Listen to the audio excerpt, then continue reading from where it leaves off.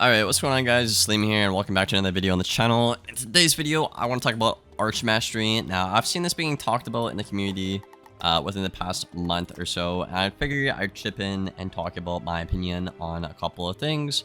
I'll be talking about how it works in PvE and also PvP.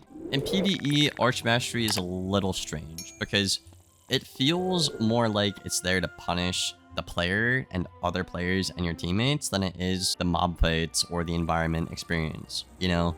So, for example, if I have more Archmastery than, let's say, Melissa on my friends list, we both go into a battle at the same time, right?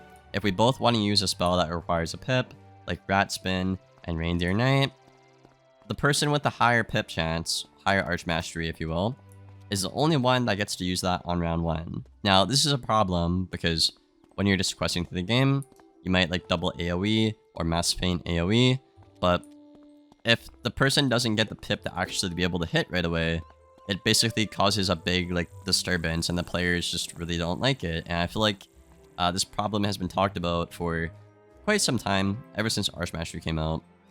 And I'd really like to see the developers do something about this. Because I think it's kind of silly to be fighting your players, like your teammates, for a pip. I think that's just kind of dumb. You'll see a lot of people running like full Archmastery, like on their Theme, Wand, Amulet, Ring, and deck, because they're tired of other people getting the pip before them.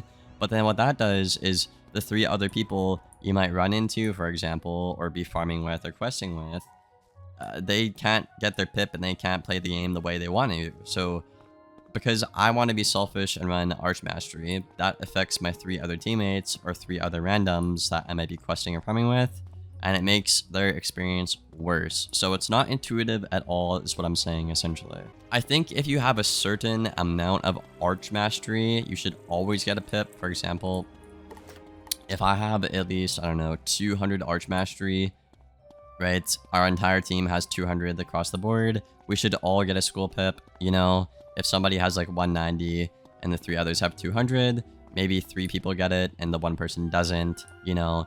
And then as the rounds go on, the person with slightly more Archmastery might get an extra pip. For example, if we have like 210, 200, and 190, 2 people would get a pip on round 1. Next turn, 210 would get another pip, 200 would not get the pip, and then the 190 would get their first pip round 2. You know what I mean, kinda? So I think even it's like a linear system like that would be good for Archmastery, because right now what we have, it's just, like I said, it's not intuitive, it's not fun, it doesn't really incentivize you to quest with randoms or even team up, because you might just get screwed over by somebody having more Archmastery, which is never fun. Or if you're farming, you know, like a gold key boss, which I do pretty often. For example, my friend Bree, she only had 1 Archmastery deck. However, for the strat we are running, which is very specific, none of my teammates could have Archmastery. They had to run like a Supreme Founder deck or something, because it would mess up my whole pip and the whole strat basically we're doing.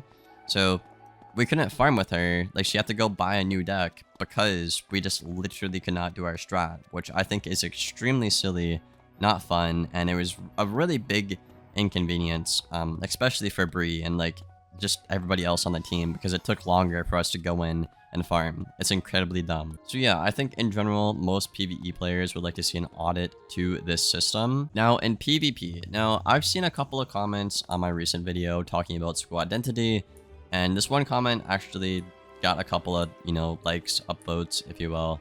And essentially, what they're saying is Archmastery ruined identity. Now, first of all, before I even comment about this comment, I do see where you're coming from. I think Archmastery as a concept was really cool. You know, I think it's a good solution to not, you know, because previously you would have to have a mastery. You can only have mastery to 1 school, but now you can do whatever you want on any school, right? And my favorite part about Archmastery is the fact that I can just PvP, swap to a death pip, do a nice little banshee, or swap to an ice pip, counter a weakness, you know. I think that part of PvP is very intuitive, and it feels very good to the player, to swapping to a pip, using a counter. I really like that, and I want to give that credit in PvP where it's due. However, I think you have issues with it when you see things happen like the cosplay meta, right? You see Dorm, you see, what is it, Mire, Dire, stuff like that, like Death on Storm, or Storm on Death, and then Fire on Death, right?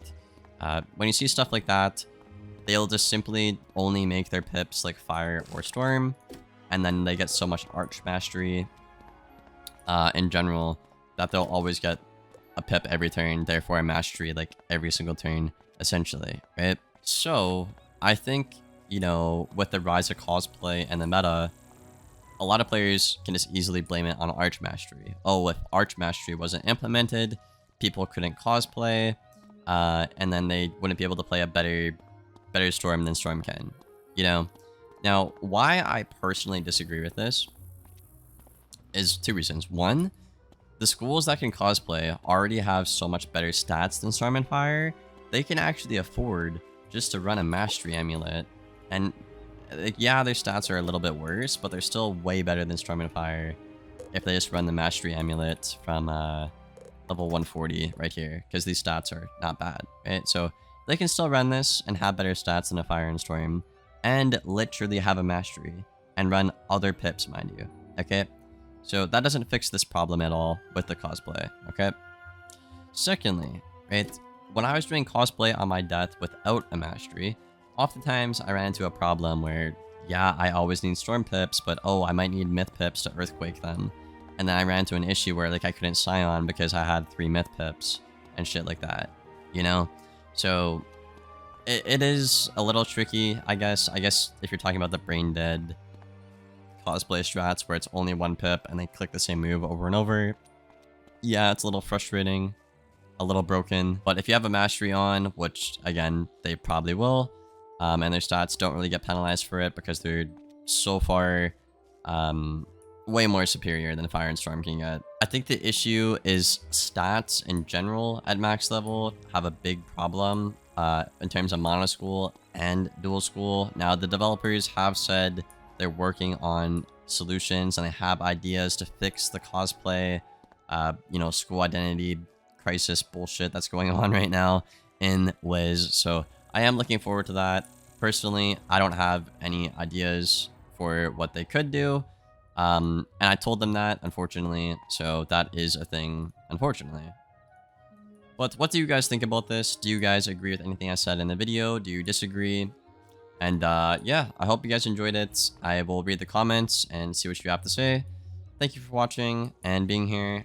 I hope you have a good day, night, wherever you are. And as always, take care, y'all.